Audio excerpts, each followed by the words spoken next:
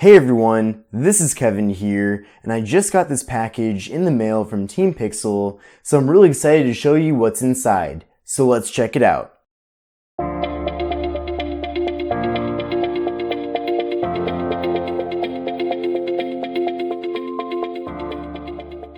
So I have a strong feeling that there's a Pixel 3a or Pixel 3a XL in this box. However, I really don't have any idea what all is in here, so let's open up the lid and see what's inside. So it looks like I got a whole bunch of goodies from Google. So I got a Team Pixel branded pop socket, a Team Pixel bag with the Google logo on the other side. There's a Pixel 3a XL case, and we have the black Google Pixel 3a XL. So I'm really excited that Google decided to include me as part of Team Pixel, and I can't wait to try out this device. I've actually never used a Google Pixel device before, however I've heard great things about them. And one of the cool things about the Google Pixel 3a XL is that it comes in at an affordable price tag of $479.99. So on the front we have a picture of the actual device itself, which is the black color. Then on the back side of the box we have a picture of the phone on a table here. Then on the right side of the box, we have a picture of the side profile of the phone, and on the other side, it just says Google. So let's pull the sticker tabs off here and get further into the box. Let's lift the lid, and the first thing here is the actual phone itself. So we'll peel this open.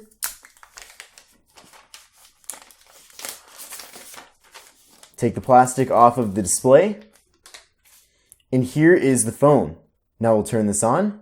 And while that's booting up, let's see what else is included in the box. So we get a packet here with instructions on how to install the SIM card. We get a Pixel user guide. We get a Google sticker and a Team Pixel sticker and some safety information. We have a USB-C wall adapter and the double-sided USB cable for charging and data transfer. We also have an adapter here so that you can plug in a full-sized USB device into the phone. So you might want to use this if you're going to connect a mouse or maybe a full-sized hard drive to the phone. Maybe you want to watch movies from that hard drive on your device. You can do that with that adapter. Now we're on the start screen here. I'm going to go ahead and put in all of my information and install my SIM card. Now what's cool is that this phone actually has eSIM technology built into it. So if you want to, you can actually connect to Google Fi by using a SIM-free setup. So that's really awesome. Now I'm actually going to be putting my Cricket SIM card into this phone and using that, but if I wanted to, I could easily set this phone up with Google Fi by using the eSIM. Now that I've installed my SIM card, I'm now going to connect to my Wi-Fi network. Now I'm going to set up my fingerprint. I have to start by making a PIN code. And now to set up the fingerprint, I just have to rest my finger on this fingerprint sensor. And that's getting set up right now. There we go, I'm all good to go. The fingerprint has now been added. Now if I want to, I can add an additional fingerprint, whether that's mine or somebody else's, but for now I'm good with one fingerprint. Okay, and now we're on the home screen of the device. So there are some applications installing right now in the background, just some system apps that are updating, but so far everything looks really cool. Now this phone does have gestures as the default, which is really awesome. So if you swipe up partially, you can access the applications that are running in the background. And if you swipe up even further, you can see all of your different applications. But I'll tell you what, the experience here is super smooth. It just feels really nice and refined. And you can tell that the software is extremely optimized for this hardware. Now the device features a 6-inch display coming in at 1080p. It has an 18:9 aspect ratio. As you can see up top here, there is no notch, so it has kind of a more traditional style here. There's also a decently sized bezel on the bottom as well as the top. However, I think the phone itself looks very stylish and nice and modern.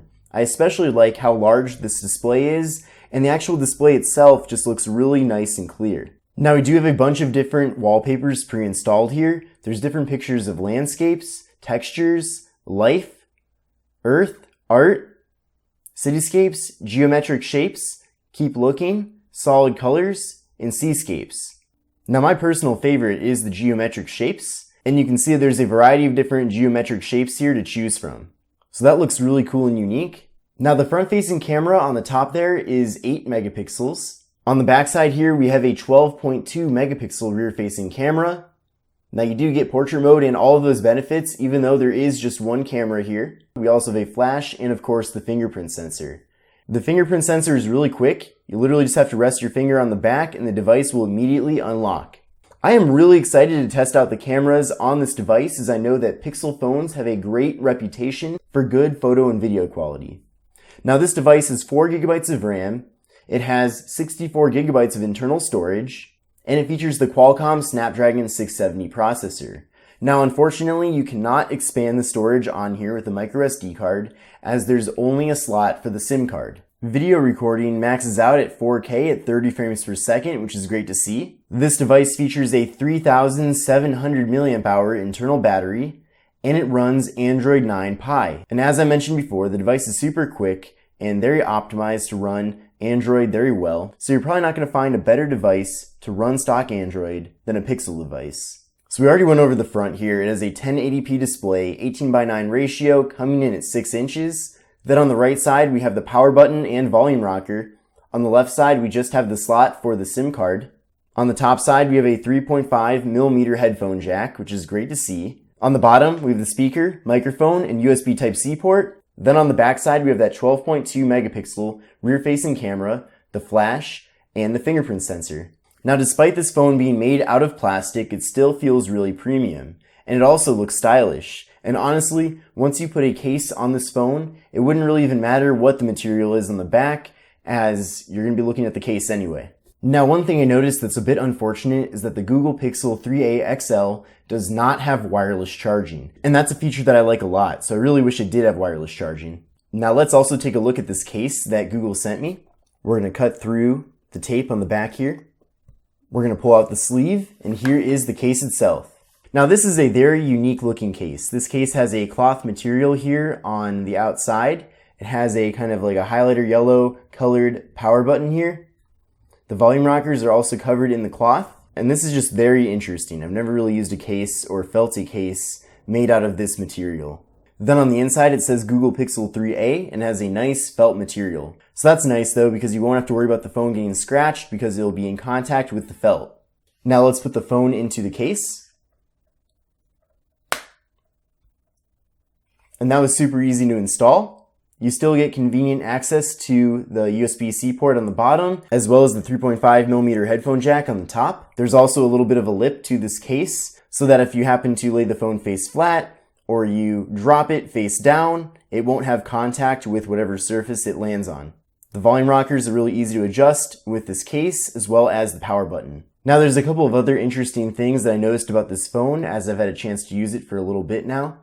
There is no face unlock, so that's unfortunate. So the only way that you can unlock this is with a PIN code, or a swipe gesture, or with the fingerprint sensor on the back. Now that's not necessarily a big deal, but if face unlock is a feature that you really like, then just know that you can't find it on the Google Pixel 3a XL. Now another cool feature is that if you're a big fan of Google Assistant, all you have to do is squeeze the bottom of the device, and Google Assistant will appear. What's the weather like in Los Angeles? So that is very convenient to have that squeezing feature on the bottom here in order to trigger Google Assistant. So I hope you enjoyed this unboxing and first impressions video of the Google Pixel 3a XL. Again, I would like to thank Team Pixel and Google for being kind enough to send this device out to me. This is a gift from Google, and I highly appreciate it, and I'm looking forward to doing more coverage of this device as well as a full review of it. So let me know what you think of the Google Pixel 3a XL in the comment section below, as I'm really interested to hear your thoughts. And I will see you in the next video.